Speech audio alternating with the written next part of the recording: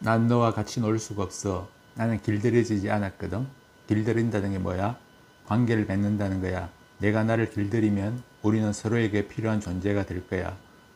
나는 너에게, 너는 나에게 하나뿐인 존재가 되는 거야. 어린 왕자와 여우의 대화입니다. 독서도 이와 같습니다. 어떻게 길들이는가에 따라 단순한 취미 생활일 수도 있고, 책을 통해서 거인을 만들고, 거인을 걸어가게 만들고, 거인의 어깨 위에 올라서서 함께 걸어가면서 나의 지적 능력을 향상시키는 색다른 즐거움을 느낄 수도 있습니다. 독서로 행복해지기 위해서는 4가지 차원을 거쳐야 합니다.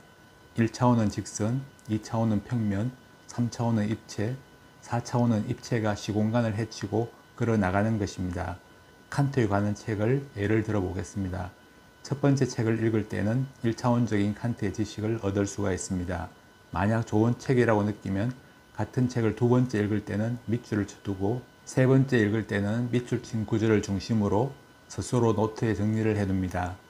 그 다음에는 내가 노트한 것을 반복적으로 읽어보면서 구구단을 외우듯이 암기한 후에 스스로 칸트를 스토리텔링 할 수 있게 만들게 되면 칸트라는 거인이 2차원 평면에 도식화되게 됩니다. 이제 2차원 평면에 있던 칸트라는 거인이 3차원 입체로 일어나기 위해서는 반드시 다른 노트에 적혀있는 거인들의 도움이 필요합니다.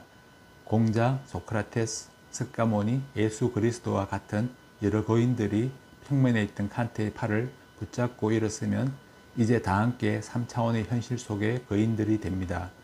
이 거인들이 멈추지 않고 걸어가게 하기 위해서는 내가 거인들의 어깨 위에 올라타야 합니다. 여러 거인들의 어깨를 번갈아 가면서 올라타고 서로 어깨동무를 할 수 있게 만들게 되면 여러분은 거인들과 함께 한 걸음씩 앞으로 나아갈 수가 있게 됩니다. 불교에서 깨달음을 얻기 위한 방법으로 도노돈수와 도노점수 2가지 논쟁이 있습니다. 도노란 단박에 깨닫는 것을 의미하고 점수는 점진적인 수행을 말합니다. 한번 깨달으면 더 이상 책 읽을 필요가 없다는 것이 성철 스님이 주장한 도노돈수이고 깨달은 후에도 계속 수행해야 한다는 것이 진울 스님이 주장한 도노점수입니다. 하지만 실제로 독서법을 잘 길들이면 점수 후에 도노가 오고 도노 후에도 지속적인 점수를 통해서 계단식의 또 다른 도노를 경험하게 됩니다. 즉 첫 번째 점수는 읽고 정리하고 외워주는 독서법으로 2차원 평면의 거인을 완성하는 것입니다. 여러 장의 거인들을 노트에 그려두면 어느 순간 여러 거인들의 손이 서로 연결되어서 3차원 입체적으로 함께 일어서는 도노의 순간이 옵니다. 이는 마치 어두운 동굴 속에서 횃불을 켜는 순간 단박에 동굴 속의 모든 것이 보이는 깨달음을 얻는 것과 같습니다. 이 거인들과 함께 걸어가기 위해서는 먼저 거인들의 어깨 위에 번갈아 가면서 올라타야 되고 거인들의 시야로 세상을 함께 바라보게 되면 새로운 세상을 끊임없이 바라볼 수가 있습니다. 책을 읽을 때마다 땀 흘린 후 샤워하는 느낌으로 머릿속의 시원해짐을 느낄 수가 있습니다. 마치 63빌딩 건물에 몇 개의 방만 불을 켜다가 전체 방에 불을 켜는 방법을 익히게 되면 모든 거인들의 방이 통해 있음을 알게 되고 새로운 책을 읽을 때마다 여러 명의 잠자던 거인들을 깨워서 함께 걸어갈 수가 있게 되는 것과 같습니다. 예를 들어서 실존과 본질이라는 단어를 통해서 어떻게 차원을 바꾸어 나가는지 알아보겠습니다. 실존과 본질이라는 단어는 3가지 뜻이 있습니다. 먼저 2차원 평면적으로는 실존이라는 존재한다는 뜻이고 본질이란 목적이 있다는 뜻입니다. 3차원 입체적으로 보면 실존과 본질은 서로 도움을 받아 입체적으로 함께 일어서게 됩니다. 본질은 형용사이고 실존은 명사로 서로 연결됩니다. 책을 읽는 나, 일을 하는 너, 토끼를 사냥하는 사자, 물 마시기 위한 컵 등 실존과 본질은 서로 연결되는 문장을 만듭니다. 이것이 고대 스토아 학파에서의 실존과 본질에 대한 해석입니다. 마치 내가 3인칭 관찰자의 입장으로 형용사와 명사로 존재하는 세상, 실존과 본질의 세상을 바라보는 것과 같습니다.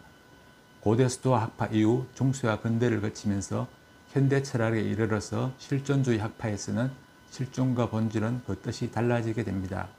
4차원으로 걸어간다는 것은 내가 세상만을 바라보다가 우연히 나를 바라보게 됨을 뜻합니다.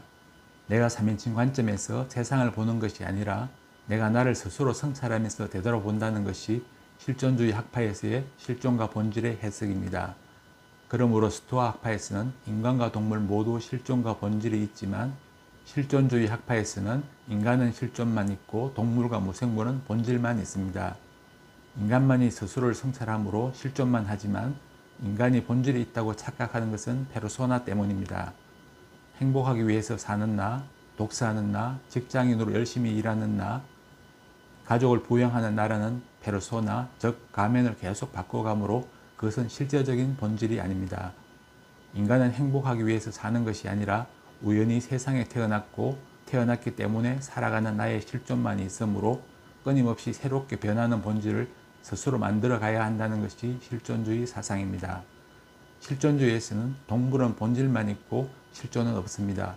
왜냐하면 그들은 스스로 성찰할 수가 없기 때문입니다. 토끼는 뛰기 위해서 있고 컵은 물을 마시기 위해서 있고 사자는 토끼를 잡아먹기 위해서 존재한다고 생각하는 것은 내가 그들의 본질을 그렇게 규정한 것이지 그들이 실존하는 존재, 즉 스스로를 성찰하는 존재는 아니라는 뜻입니다. 즉 실존주의란 나 중심으로 돌아가는 세상을 뜻하고 실존이란 나를 돌아보면서 성찰할 수 있는 능력을 갖춤을 뜻합니다. 그러면 타인은 어떨까요? 그들은 나의 입장에선 관찰당하는 대상이므로 토끼와 같이 본질만이 존재하지만 실제로는 그들도 나처럼 실존하는 인간입니다. 그래서 사르트르는 타인을 고정된 적자가 아닌 나처럼 자신을 성찰할 수 있는 존재인 대자이므로 대타자라고 명명하였습니다. 그리고 내가 상대를 보듯이 상대도 나를 본질로만 보기 때문에 타인은 지옥이다라고 말을 하였습니다. 이처럼 책을 읽을 때는 1차원에서 4차원으로 스스로를 순차적으로 업그레이드 시키고 점수 후에는 도노, 도노 후에는 끊임없이 점수를 통해서 새로운 도노를 하는 방법으로 스스로의 독서법을 길들여 보시기 바랍니다. 그러면 동굴 속을 단박에 밝히는 횃불의 순간이 올 뿐만 아니라 63빌딩 전체의 방을 환하게 하나로 연결시키는 독서법을 통해서 거인들과의 즐거운 산책을 함께 즐길 수가 있을 것입니다.